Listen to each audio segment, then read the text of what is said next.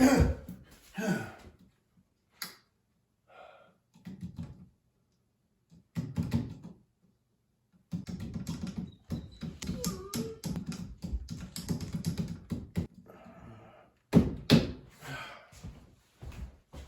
that switch.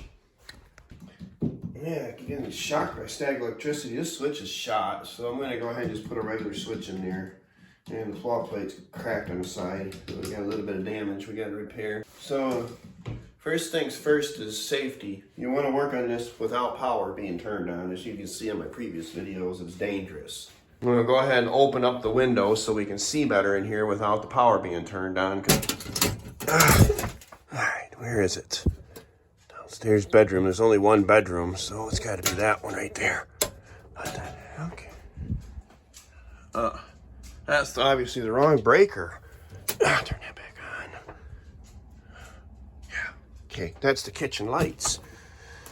Oh, that's the kitchen lights in the downstairs bedroom. It's got to be this one then, where it says kitchen lights. Well, let's check this out. Well, you would think the power would be out. Turn the fan on, no fanage. That's got to be dead. Well, the tool for this project is going to be a flathead screwdriver. So we got to find that on my multi-tool here. Then we got to take these screws out, things like that.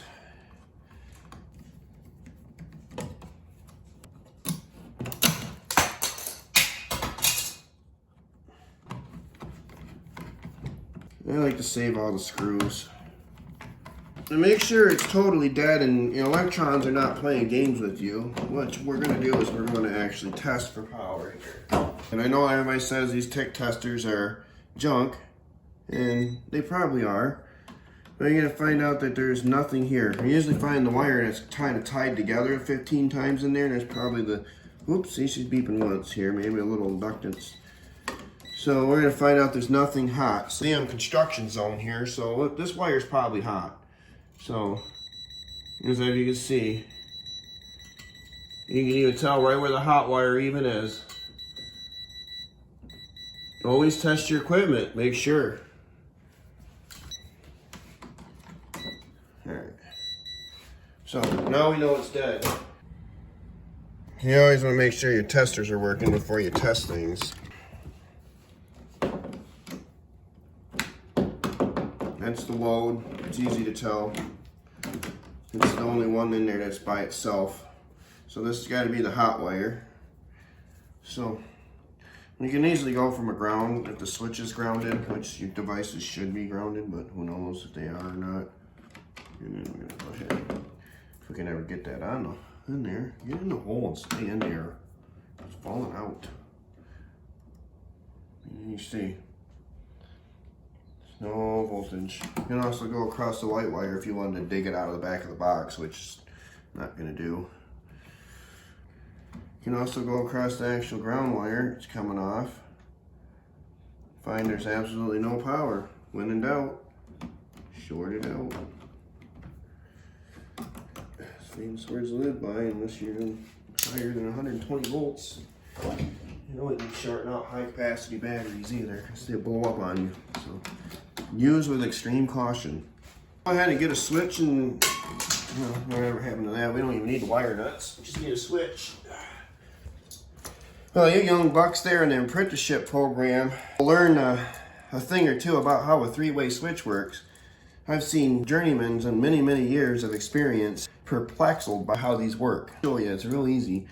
We also call these single pole double throw switch because it goes back and forth inside this box. You have to know any of that. What you do have to know is it has to be wired correctly. I've seen many, even a master electrician one time had this wired wrong and only working with one switch being one position and all the other switches had to be in other positions, and magically the lights would come on. So I had to tear the whole thing apart. I got to move on with this product. I had to go find my wire strippers because I like to start off with clean wire. We got enough to work with. Well, these things seen better days. That's why you want to work on circuits when they're not live. You got to have at least 6 inches sticking out of the box. That wire is way too short for pleasure. That's what she said. kick it back a little. That'll help it get on the screw. And flick it around. Since it's the power feed, we're gonna hook that to common on this switch. Now it's kind of a 50-50 chance it's one or the other. What we're gonna do without turning the power back on is we're set our meter on horseshoe mode with the little beeper. And then you're gonna wanna hit this. Hear that beep? So what we're gonna do is we're gonna set one on common and one on one of these screws. Since that's not making any noise right now, that means that side is open. Here, I'll have to, it's hard to balance stuff here, so bear with me. I go from here, should get that in there here. It's dangling on the wires or something. Here to here, nothing. So we flip that switch. As you see, now it's closed. So that switch is now in the proper oriented position for, you know, on and off, and not, you know, on and no. All right, so now we know which screw to attach the load side on. We'll go ahead and do that.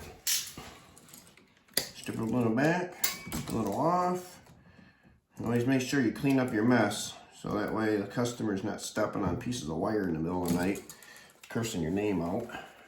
You always want to do a neat and clean experience to the customer. You switch down, it heats this side up. So what that does, now you can run that to a plug or like a vanity light or something. Or you can just leave it alone, leave it uncapped and not bother with it. And put the ground wire up. It's always important to do that. You don't ever do it to this copper screw because light pixies will happen as soon as you turn the switch off. I'm not going to bore you with screwing it into the box. That's pretty straightforward. But one thing you should always, while you're doing this, is to make sure that bare copper wire is pushed back as far as you can get it. This box is kind of wampus. That's not going to touch any screws anywhere in here because that could be very bad. Before I screw that all the way down, I'm going to go ahead and turn the power back on and see if the light comes back on or not. And see what happens.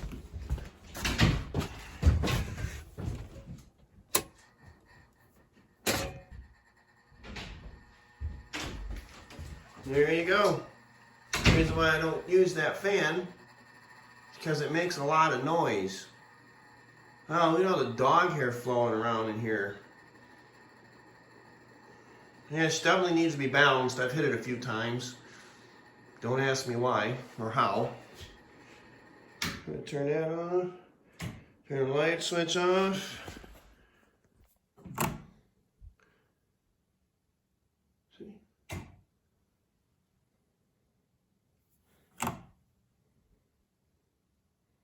Works as a single pole switch. And be careful because that side now is hot and you don't want to touch that. Well, I went ahead and I found a single pole switch. So you want to make sure it says on when the switch handle's up and not no. So it really doesn't matter which wire goes where. Some people like to put the feed side on the bottom.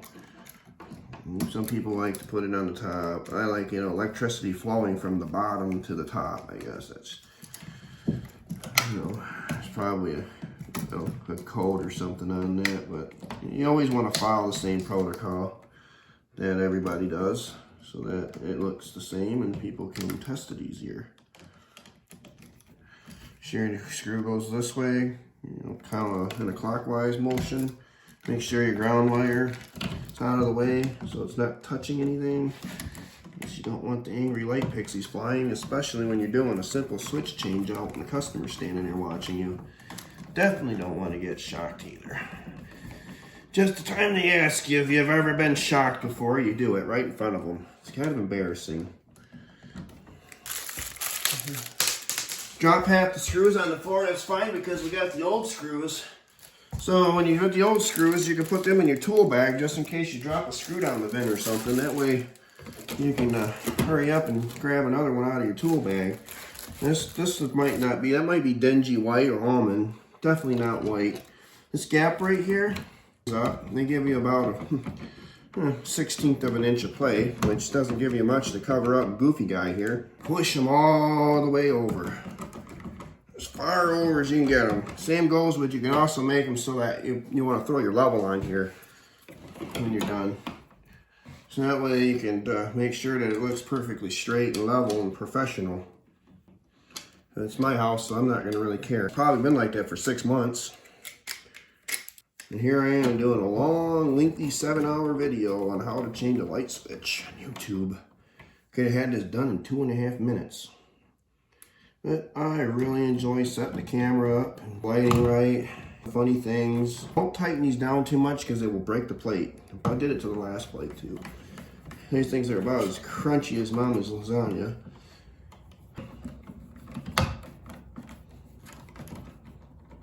There you go. I always put my screws up and down. Kind of shows that, you know, so a professional did it, but also if you have to come back in this box again, you know if somebody's been here. Just like if you come home and you see a truck in your driveway, just keep driving by.